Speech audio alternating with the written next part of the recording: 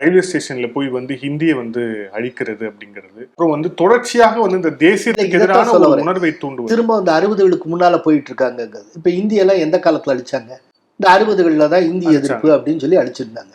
ஆனால் அந்த காலத்துக்கும் இந்த காலத்துக்கும் ஒரு வித்தியாசம் இருக்கு. இங்கிலீஷ் அழிக்கிறாங்க. அந்த காலத்துல ஹிந்தினா ஹிந்தியத்தை அழிப்பாங்க, இப்ப இங்கிலீஷை அழிக்கிறாங்க. ஸோ திமுக அந்த விதமான ஒரு தலைமுறையை, ஒரு எழுத்தறிவற்ற தலைமுறையை, ஒரு 2 மொழிக்கான வித்தியாசம் கூட தெரியாத ஒரு ஒரு கவலை தரக்கூடிய ஒரு தலைமுறையை அது உருவாக்கி இருக்கு. இன்னைக்கு ஹிந்திக்கு பதிலாக இங்கிலீஷ் எடுத்த கடையநல்லூர்ல அவங்க அழிக்கிறாங்க.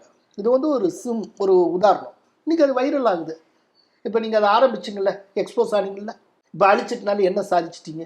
அதே நேரத்தில் இதே திமுகவும் மத்திய அரசில் பங்கெடுத்த காலத்தில் ஹிந்தி திவஸ் நடந்ததா இல்லையா?